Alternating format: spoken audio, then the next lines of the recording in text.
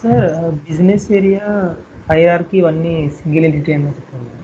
Business area hierarchy అలాంటివి single entity ఉంటాయి కదా సార్, అంటే త్రూ అది only for business area finance consultant చేస్తాడు రియల్ టైమ్ లో.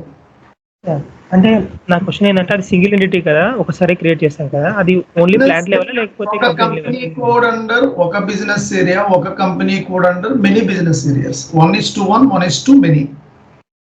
ఓకే, ప్లాంట్ అయితే only one business area. No no no no no plant కి బిజినెస్ ఏరియాకి ఎక్కడండి మనం ఒక కంపెనీ కోడ్ అండర్ లో 2 బిజినెస్ ఏరియాలు చేసాం. ఒక కంపెనీ కోడ్ అండర్ ఒక ప్లాంట్ 2 ప్లాంట్స్, అది ఫిక్స్ చేసుకోవాలి. కంపెనీ కోడ్ బేస్ ఉంటుంది, అండర్స్టాండ్.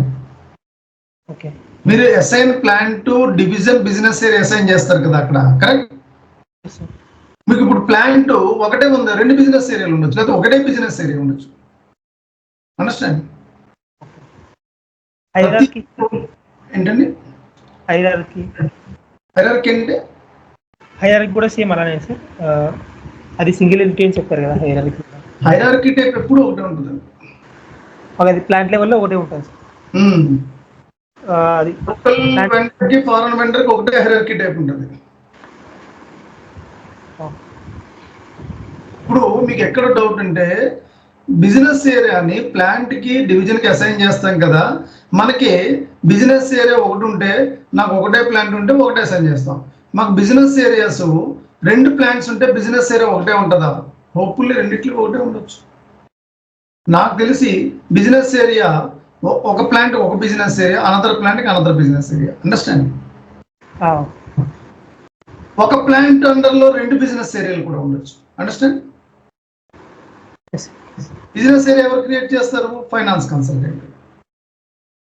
మీరు అసైన్మెంట్స్ దేంతో జరుగుతున్నాయో ఆ అసైన్మెంట్స్ రిలేటెడ్ అన్ని కూడా ఎస్డిఓలైనా ఎఫ్ఐఓలైనా మీరు క్లారిటీగా మాట్లాడాలి, అండర్స్టాండ్. ఓకే, మీరు ఎఫ్ఐ కన్సల్టెంట్ తో మాట్లాడాలి. మేము ప్లాంట్స్ 2 ఉన్నాయి, మీకు ఎన్ని బిజినెస్ ఏరియాలు ఉన్నాయి? ఎందుకంటే మీరు ప్లాంట్ ని బిజినెస్ ఏరియాకి అసైన్ చేస్తారు కదా, డివిజన్ ని, కరెక్ట్? అక్కడ నోట్ చేసుకోవాలి మీరు. ఎందుకంటే మీరు రిక్వైర్మెంట్ గ్యాదరింగ్ చేస్తున్నప్పుడు వాళ్ళు కూడా చేస్తూ ఉంటారు, అన్ని సైమల్టేనియస్ గా జరుగుతూ ఉంటాయి. సో మీరు రిక్వైర్మెంట్ కావాల్సినవి కూడా ఎఫ్ఐ వాళ్ళ దొరుకుతుంది, ఎస్డి వాళ్ళు దొరుకుతుంది. అలాగే ఎస్డి వాళ్ళు కంపెనీ కోడ్ ఏంటని ఎఫ్ఐ వాళ్ళని అడుగుతారు, అలాగే ఎఫ్ఐ వాళ్ళు ప్లాన్స్ ఏంటని మిమ్మల్ని అడుగుతారు, అండర్స్టాండ్. ఇప్పుడు come to the point, business area assign to plant and division వచ్చింది కదా. వేరే బిజినెస్ ఏరియా ఒక ప్లాంట్ అంటారు ఒక బిజినెస్ ఏరియా ఉంటుందా, ఒక ప్లాంట్ అంటారు 2 ఉంటాయా? కరెక్ట్. బిజినెస్ ఏరియా ఎవరు ఫిక్స్ చేస్తారు? Finance people. అప్పుడు మీరు అడుగుతారు, ఒక 2 బిజినెస్ ఏరియా చేశారు, ఇక్కడ ఒక ప్లాంట్ ఉంది, ఒక 2 ప్లాంట్స్ ఉన్నాయి, ఒక ప్లాంట్ కి a business area, another plant కి a business area, understand my point. వేరే ఇక్కడ ఒక ప్లాంట్ ఉంది, 2 బిజినెస్ ఏరియా, ఒక 2 ప్లాంట్స్ ఉన్నాయి, ఒకటి business area. No, not possible. ఎందుకంటే ప్రతి ప్లాంట్ కి బిజినెస్ ఏరియా సెపరేట్ ఎంటిటీ కదా, correct. End of the day financial statement చేస్తున్నప్పుడు ఈ యొక్క కంపెనీ కోడ్ లో ఎక్స్పెన్సెస్ ఈ కంపెనీ కోడ్ కి ట్రీట్ చేస్తారు, అనదర్ కంపెనీ కోడ్ కి ట్రీట్ చేయరు కదా, correct.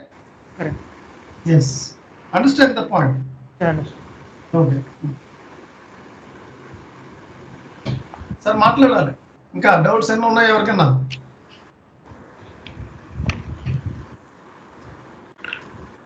Sir, assigning purchase order type ఉంది కదా సార్ హైరార్కీకి, అది స్టాండర్డ్ ఎఫ్. ఆ ఎఫ్ అనేది అంటే ఇప్పుడు మీరు ఎఫ్ అని ఒక పర్చేజ్ ఆర్డర్ అది క్రియేట్ చేశారు, డాక్యుమెంట్ దగ్గర మీ నేమ్ ఇచ్చారు, మీరు టిఎన్ఆర్ నెంబర్ క్రియేట్ చేశారు, సేమ్ అదే లొకేషన్ లో నేను కూడా క్రియేట్ చేసి టిఎన్ఆర్ క్రియేట్ చేసుకోవచ్చు.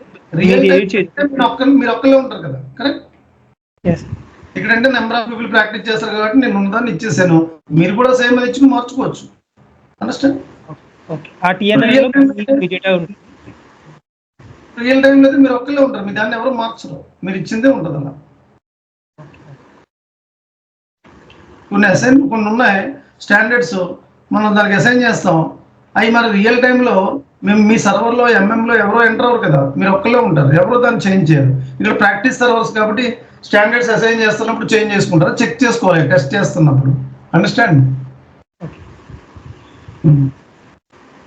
ఇట్స్ గుడ్ క్వశ్చన్స్, ఇవన్నీ కూడా చాలా ఇంపార్టెంట్.